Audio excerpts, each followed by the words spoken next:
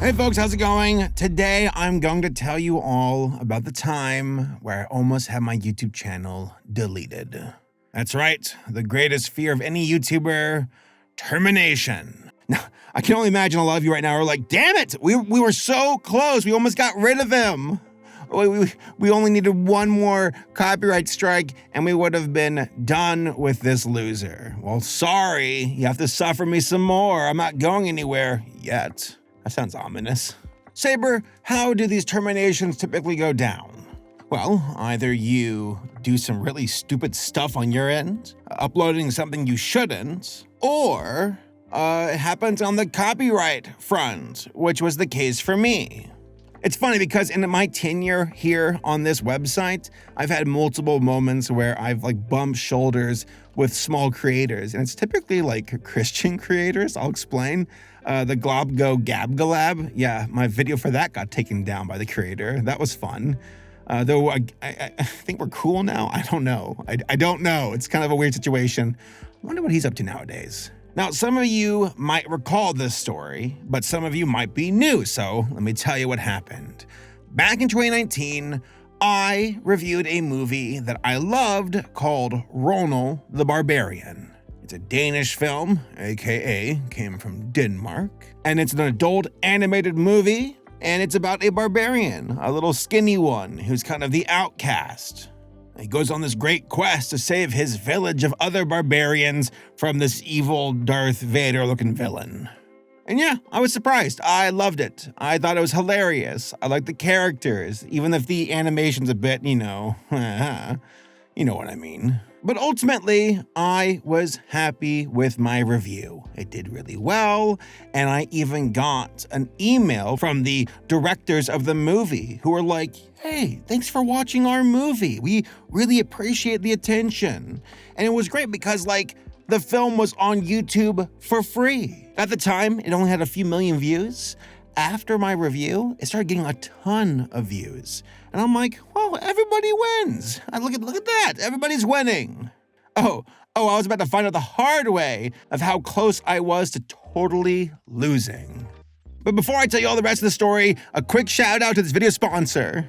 I'm sorry, rent's due. So this is still in development, but there are some big things happening in the SaberSpark kitchen. Yes, I have a kitchen. Recently, we acquired a new office space for all of our future shenanigans. And so far, it's very exciting.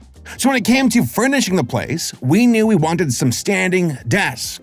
But we also did not want to rely on Amazon products that might be of questionable quality. We also considered other popular brands, but they can be very expensive. And we weren't looking for anything super extravagant. The goal was to aim for something that was functional and affordable. So we reached out to our friends at FlexiSpot about decking our new space out. One of the newest highlights of our future workspace is the E7 Plus desk. It's a modern standing desk with several programmable settings, so you can adjust your sitting and standing heights to what you prefer for quick access. These desks are made out of automotive-grade steel, so they're remarkably sturdy for the price range. They can take a load of up to 540 pounds, so you'll be hard-pressed to find enough stuff to exceed that limit, unless I sit on it. So FlexiSpot has all types of solutions to fit your needs. They even have awesome options for ergonomic chairs for great back support. That is serious, by the way. Get a good chair, you sit there all the time, your back will thank you, trust me on that. Get a good chair, and guess what? This is a good chair. So if you're in the market, I'd highly recommend FlexiSpot, especially their E7 Plus desk. So head on over to FlexiSpot.com and use my promo code SaberSpark to get $50 off their E7 Plus standing desk. Thanks again to FlexiSpot for helping us expand our operations. And now, back to the video. So again, 2019, I looked at my email and I looked at my YouTube studio and it said, you have 2 copyright strikes. And my heart sank. For those who don't know, I'm not sure if you all are familiar with the game called baseball, but 3 strikes and you're out. Yep, you're gone. I was terrified. I worked on this channel for years and years. It's precious to me as a creator, as a fan of YouTube, and my gut was sinking. I was like, I'm about to lose my YouTube channel. I'm about to lose everything. And this is where the salt arrives. I've never have felt more bitter in my entire life when it comes to this work than this particular moment. It was the f***ing distributors for the movie, for Ronald, that gave me 2 strikes. So imagine my face to go from compliments from the director of the film to getting I'll have to censor that one, for talking about a movie that's for free on YouTube. Now, albeit I will be real with myself, okay? One of the videos that got struck was a let's watch of the movie. So, okay, I'll give you that. That's not fair use. Okay, slap on the wrist, I get it. I'll take it on the chin, damn it. But my actual review, which was fair use, no, that one got struck down. And I emailed this lady who was like, hello, I'm not even gonna say the name of the company because I don't want you all to like support them and watch their movies because I hate them. But this lady was like, I represent this company and we want you to know that like we don't approve of your video. It's a bit much.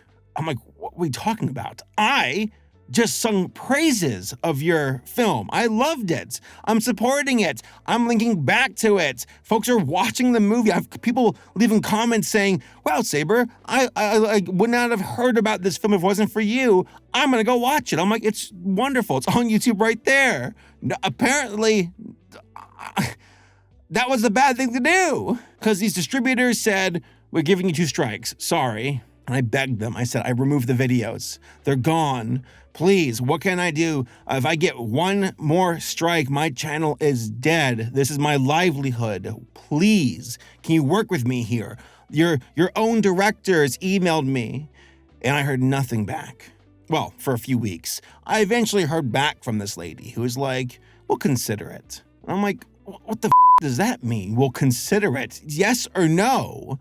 So for the next 90 days, because it takes 90 days for a copyright strike to expire, I had to upload the most safe, vanilla, most fair use videos I possibly could. Because I couldn't not upload, it's my livelihood. So every time I sat down and uploaded a video, I'm like, this might be it. This might be it. If it's the most pissed off studio ever, like Ronald Studio, I'm a dead man. Funny enough, folks give Disney a hard time for copyright. You'd be surprised. On YouTube, they're pretty chill about you reviewing their stuff, using their trailer footage, even using their films in your reviews. It's Warner Brothers and Viacom and Paramount. Those guys suck, but these Danish are the worst. And it's really bizarre because recently I decided to watch the film again. Because it's been about 5 years since this event. And I wondered, has my opinion changed or am I being biased? Well, I watched the movie. Again, it's on YouTube for free. Even now, I'm still promoting a film that from a studio that almost like killed my channel. And I watched the movie and I thought, it's not as good as I thought it was. And I'm not saying that to put it down because I'm bitter. I don't play that way. I watched the film again. I'm like, it's not as clever as I thought it was. It's not as endearing. It's got some charm to it. I can appreciate the folks who animated it saying like, well, we can't make Pixar level characters or models or movements, but we'll make up the difference with it being kind of campy and again, charming in a way. It's an imperfect, dumb movie and it makes fun of macho dudes. And in that regard, it's pretty fun, but some of the jokes are pretty dated as well. But rewatching the film made me realize it wasn't as good as I remembered. It's not bad, but it's not fantastic. But I can admire the effort. And this is nothing against the directors or the animators or the artists. They did a good job. It is very unique. It's something you would not see from Disney, to say the least. But in my experience though, when it comes to takedowns on my video, it's usually the smaller studios. They're the ones who get bitter. They're the ones who take it personally. They're the ones who are obviously not doing enough work to build something. And they decide, I'm gonna go to the YouTube studio page and strike down this video. Rah! It's like, really? Okay. I guess that's your itinerary for this day. Striking down fair use videos. What can you do? And unfortunately for fair use, it's only like really used in court. As much as we like to claim it on YouTube, it's fair use. YouTube's like, okay, like if someone's not backing down, you all need to do it on your own and go to court. We're washing our hands of this. So I waited 90 days and the copyright strikes expired. My channel was in the clear and I never heard back from the distributors for that movie. They just ignored me. And it's funny because years later, I got an email from the distributors who were like, you should watch our new movie. And I'm like, you can go f yourselves, actually. I'm not watching your stuff ever again. Which sucks because some of these films do look fun, but I can't in good faith support a company that's like two-faced that way. There was another Christian film called like The Kingdom of the Heaven of God or something like that. I can't remember the movie. It was like a Christian fanfic in a way. And one of the producers for that movie was, shaking me down for money, being like, you can't talk about our movie. And how much money did you make from your YouTube video talking about our movie? I think you owe us some of that. And I'm like, I just never replied. I was like, at that point, I'm like, might need a lawyer up. Never heard back. That was interesting. But nothing quite compares to the bitterness I felt for this particular story back in 2019, where I almost lost my channel because of this damn distribution company from Denmark. So yeah, I'm back at it again, making my videos, being careful. If there was a lesson to learn from all of that, it is to tread lightly when it comes to talking about movies and shows. Less is more. Use screenshots. Don't get carried away showing too much. If you do, you might get, unfortunately, copyright strikes. And even then, there are moments, that's already my prerogative. But even then, there are companies that I feel like they want to shut you up because they don't like what you said.